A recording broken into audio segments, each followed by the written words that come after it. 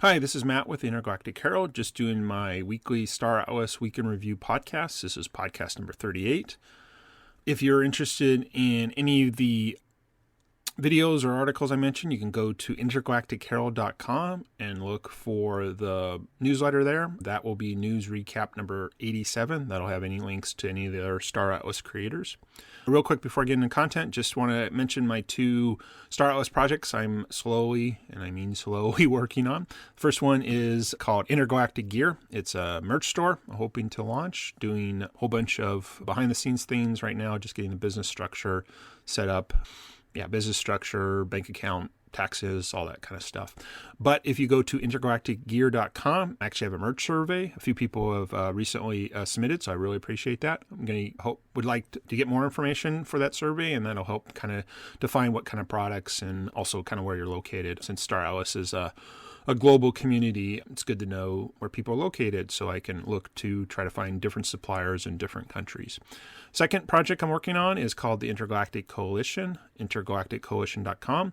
That is what I'm calling a non-guild guild, but really it's more of just a community for Star Atlas gamers to hang out that may not want to join the guild system.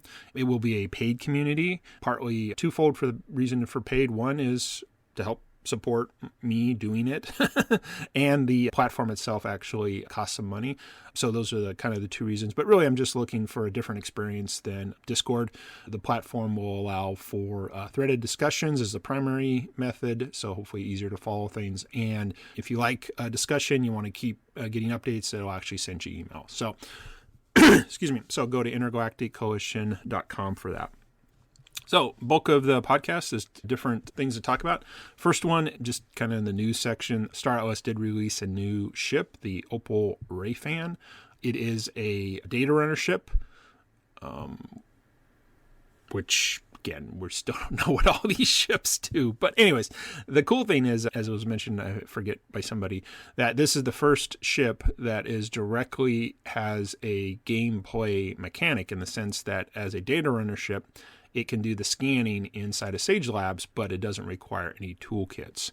So that's the first kind of, hey, here's a thing, has a purpose, and there's a benefit of having it. Potentially the downside, at least for me, it definitely is a downside, is it cost $860. But they're running some sort of special right now that if you buy in the next how many days, you get an extra ship for free or something like that. So if you're interested in that kind of mechanic and you have that kind of budget, yeah, there's a new ship available. So the next thing, Star Atlas this past week did their first, what they're calling a developer chat. So, and again, to clarify, developer means developing Star Atlas. So this isn't really game design or economics, but the two people that were there were more dealing with the actual development, and I guess we'll just call it programmers. So I decided to go ahead and listen. They were up front that this was definitely a non-entertainment event. And so for people who are actually building upon the Star Atlas code and things like that. But actually, I admit I still did find it kind of interesting, even though, again, it was way over my head. I'm not a programmer, but I've dabbled a little in web programming, a little .NET. So I know enough to know I don't know anything. So, but it was still interesting to hear, and I think it's a great methods to give a verbal real-time interaction with the Star Atlas developers, not just the Discord channel. One thing I did take away that I thought was really interesting, and again, I'm going to continue to give the Star Atlas team great credit for being very upfront about being open and sharing things. So for the other people who want to build programs or code on top of what Star Atlas is doing, they are opening most of their code as part of the build program. So the build program is not just access the IP for things like I want to do for the merch store, but again, it's access to a lot of their software development, what do they call them, SDKs, software development kits, and documentation there. But it was interesting. So that's really cool. They're opening that. So if people want to try to build something, again, on Star Atlas, but of course on the Solana blockchain. It is great that the team is sharing a lot of things, including their code. But it was also interesting when people had some questions. Well, we just really don't have time to document that better because, of course, we're trying to actually build the product. So I think the outcome of the staffing reductions, whatever month that was now, they're still open, which is great. are still helping the community to enhance things, but again, they have to do their job and get the product shipped. So it was very great. They talked about maybe having it once a month or something like that. So again, a lot of positives to say to the team to make employees available and out there and talking about different things. Again, as your programmer, I mean, totally over my head, but it wasn't too bad to listen to. The next topic, this past week, the Atlas Brew topic was about actually esports. Most of the conversation was led by Dominic, one of the community managers, who I did not know this because why would I? Until he told me, until he tells the people that prior to coming to Star Atlas, he was actually into esports, working at some company with esports as name, and had been in the esports scene, doing even competing before. So definitely you could tell from his talk, he had a lot of background on it. So I think a lot of his things that he mentioned were incredibly on target, made a lot of sense. And I think just in general, the cool thing about the whole concept of esports is it's another aspect of Star Atlas. And again, that's what I think was so interesting currently, and what got me originally thinking this could be something cool to be involved with is the scope of what it is. I mean, again, we've talked before, there's a UE5 game, there's a web game, there may be so soon to be hopefully the mobile companion app. You can build your tools, you could sell merch based on their IP, you could different gameplay styles, but again, there is even the chance of esports. So I just took some quick notes on that because I admit for myself, I've always been very intrigued by the esports, the watching of esports. I'm past my prime. I can't do what they do to what times I've seen documentaries, 8 hours of practice playing whatever game. I went to a couple, I shouldn't say a couple, but at least, I guess a couple. I've been exposed to a couple of esports tournaments, live tournaments through either a gaming conference or something. And there's definitely a vibe that's pretty cool. Personally, I enjoy watching quote unquote traditional sports, whether that be football, American football. Got into the World Cup at times because my kids were kind of more interested in soccer. Yeah, I know I'm not going to get into the football thing, but I always remember going to baseball games, professional baseball games as a kid with my family. So, I mean, I don't want to say I'm a typical American male, but yeah, I watch sports on the weekend, root for the home team, things like that. But I've always actually been interested in esports, and I have to admit the biggest problem has been things that are popular in esports, like League of Legends or Dota. I don't play the game, so it'd be like, oh, sorry, I just used this funny analogy that a couple Winter Olympics back, the big thing to do was watching curling, and I turned it on, I'm like, I don't get it. Is it bowling? I don't know. But then once I learned the rules and watched like a documentary, I was like, actually, it's kind of cool. And only because I think it was so accessible. It was like, hit this stone and this does that and points happen. And it's like, hey, I could roll a stone across ice. And I guess that's, again, where I was going back to the other esports. Without knowing the game, the video game, it was foreign. It would be no different than watching a sport I don't even know the rules or something. Again, sorry to pick on British sports, but cricket or rugby, I don't know what's going on. It's baseball, it's football. I don't get it. Anyways, but again, just because I don't know the rules. I wasn't raised on those sports. I mean, it took a long time to figure out hockey, and it took a long time to figure out soccer. Anyway, not a sports show. But Dominic brought up some really great points that I realized might also have a factor in why I never got into it. One, he was mentioning it's got to be fun to watch. And again, I think that's true. Any sport that's boring, if you're watching one of the Summer or Winter Olympics, I mean, you just turn it off because I'm like, I don't get fencing. But he also mentioned it has to be fun to the players. And I was like, yeah, duh. I mean, again, a lot of the stuff he said was pretty obvious once he said it, but I just had not thought about it before.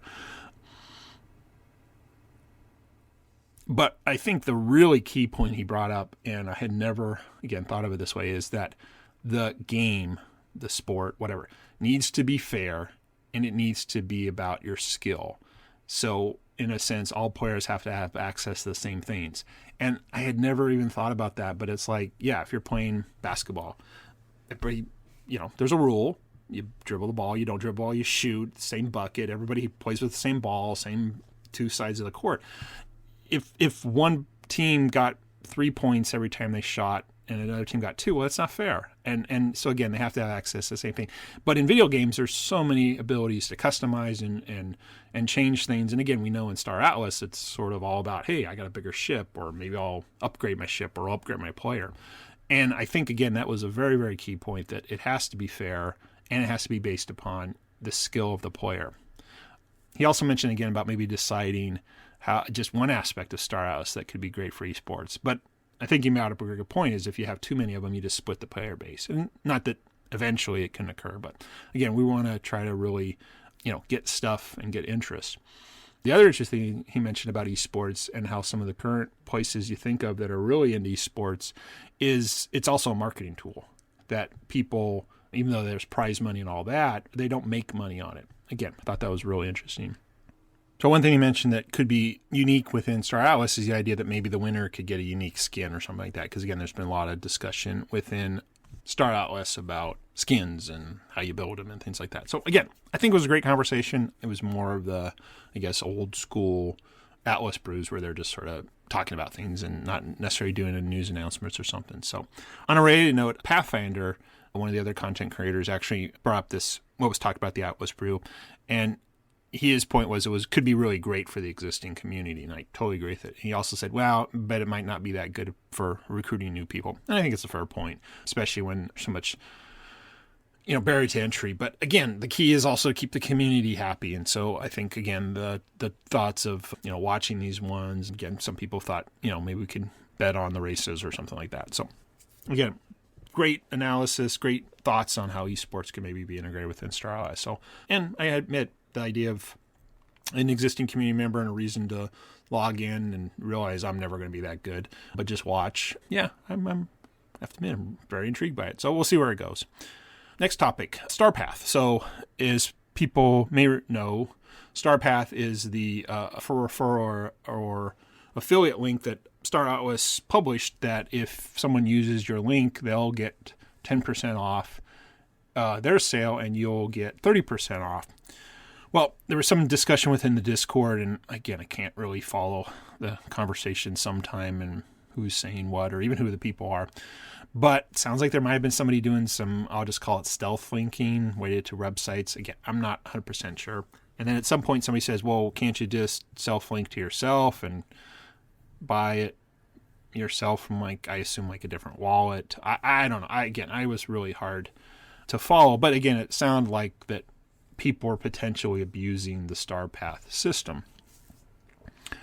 Again, I didn't follow the conversation, but again, it was something that was going on. I am involved in some of my side businesses that definitely are all about affiliate marketing, and it's a very broad term it's a big industry within the online marketing, make money on the internet type of thing.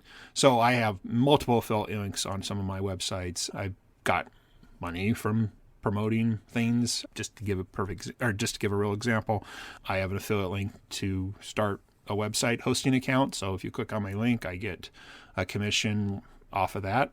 I have no problems with this. It's a great passive income source. So again, I think affiliate links are great. I think they're awesome. Companies give them. Again, Amazon has an affiliate marketing program called Amazon Associates. So, again, some of my side businesses hope to be completely money driven by these affiliate links. So I have no problems with affiliate marketing. But again, whatever the thing that happened, people are talking about, Star Atlas has to enforce it and they have to do things. And I'm like, do they? They're providing the service. How you do things is up to the people applying it. Plus, I think affiliate marketing is a great way to grow a community, bring new people in. Again, who doesn't like 10% off? Who doesn't like getting compensated, a commission, whatever you want to call it, for their work? So again, I don't have any problems. But I think the bigger issue, and it was brought up by a great video by Atlas Theory, you need to disclose. These are advertising. These are sponsorships. There are rules. The United States, the Federal Trade Commission, FTC, I think. Yeah, FTC has rules about it. So you need to follow those rules and let people know and be transparent about it. So he wrote he put out a great a YouTube video kind of explaining to people how to do it. And some of the comments I noticed in Discord was, people didn't know that you were supposed to do this. And so, again, shouldn't take anything for granted. But I think better understanding of the requirements, showing resources. I know everybody always says that phrase, this isn't financial advice, but again, this isn't legal advice, but there are legal ramifications to using or being a member of an affiliate program, referral program. Again, same term, different term, same concept. You're receiving money compensation for your promotion. So it was interesting that kind of maybe some people were trying to take advantage of it, but also people didn't even know there was something. So definitely I think needs to be more knowledge about this so that everybody is, one, doing things correctly, potentially ethically, but for sure legally. So reference, and again, it's in this week's my news recap. You can go see Atlas Theory's video. I didn't published a quick, or not even a quick article, just a couple of links for sources that I look at to understand how to properly disclose affiliate relationships. So if you have a StarPath account, definitely recommend making sure you feel you've done your due diligence to be legal. Again, stuff you can say you didn't know any better, but again, there are stuff related to this. So again, not whatever, but definitely need to disclose if you're out there promoting your StarPath link. So, and then the final topic, just a small little, I guess we'll go on the pet peeve side, announcements.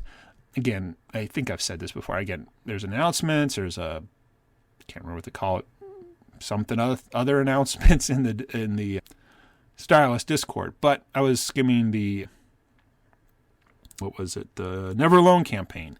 My quest had been reviewed, so I saw people say, just submit a ticket. So I did. And anyways, long story, I was back looking at it for some reason, and somebody said, the Never Alone campaign's ending in November. And I'm like, it is? I hadn't heard of that. And the comment was, we'll announce it. Well, wait, you just announced it. So is it ending in November or is it not? And again, I'm going to give the Star Atlas team a great break. They're communicating, they're in there. But again, as a entity, for lack of a better term, communication sometimes falls through the cracks. Not everything can just be a post on Discord that maybe nobody sees. Again, it may be something that's coming, so then they'll announce it, but I'm recording this on November 18th. I don't know how many days. I don't know what this month is. Computer tell me 30th. So less than 2 weeks. There's a major U.S. holiday in there. So if you hadn't been putting your time into Never Alone, and again, the dates had totally shifted because Sage was delayed and all this other stuff. If you say it's ending in November and you post it in an offhanded one reply in Discord, then it should be an announcement. And again, I'm not trying to be too picky, but again, this is just kind of seems like an ongoing thing. I know they're they have less staff, so there's not as many people. Again, I think they had a communication department before. I mean, there were posts on all the social media channels. Now it's pretty much a couple posts on X. I guess we're just gonna have to accept it's not Twitter anymore. Whatever. But again, if I hadn't noticed that comment, I might not have pushed as hard to finish up my Never Alone campaigns, which, again, do take time. And so, not everybody can listen to every one of the Atlas brews. Discord is not the greatest communication platform. I don't know, just a little more communication when you guys decide you're going to stop something that has been open-ended. Anyways, I know. So small pet peeve, but hey, it's my platform. I get to ramble on if I want to. Anyways, that's pretty much it. It was overall kind of another quiet week with Star Atlas team. Again, there wasn't much content creators, didn't do many videos. The Ray fam was covered, but again, it's just one ship. So I don't know if we're getting into that slow period for them. Maybe they're really cranking hard on things, but definitely it seemed like Breakpoint was definitely a peak, and now we're definitely in the lows of new things and stuff like that. Which again, it's the end of the year. It's completely understandable. Even if they were pushing hard, most games come out prior to Black Friday so they can do the sales. So I don't know if, again, something's coming in December. We know that the golden tickets are running through the end of December, so that might be the big promotion. Oh, and again, there was another raff drawing. Again, it cool for people who win, but I don't know. I'm putting my 10 tickets in each week, but yeah, it's out of sight, out of mind type of thing. Anyway, sorry. But yeah, we'll just see where the rest of the year ends up. I was actually toying with, because I think the Star Wars team usually takes a good break for the holidays, which I plan to also for my business. So kind of toying with maybe doing a year in review podcast or something like that. But again, we got many weeks. So that's it. Just again, wrapping it up. So if you want to follow any of the content creators that I follow, they got all this information, please go to intergalacticherald.com, look for the news section, sign up by your email. You'll get my list of all the other creator content sent out once a week on Sunday nights, Pacific time. And just my 2 projects again. If you're interested in giving me some feedback for a future merch store, please go to intergalacticgear.com. And if you're looking for possibly hanging out with some other Star Atlas gamers, maybe not interested in the guild experience, want to stay kind of unaffiliated, but yet still kind of hang out, but not get all lost in the Discord channel, please go to intergalacticcoalition.com and sign up there. And that's it for people in the United States that are celebrating Thanksgiving this upcoming week. Happy Thanksgiving to you and your family. Hope you have a good break if you're one of those fortunate enough not to have to work. And assuming there's some news, I'll have my podcast again next week. Beyond that, have a great week ahead. Again, this is Matt with the Intergalactic Herald.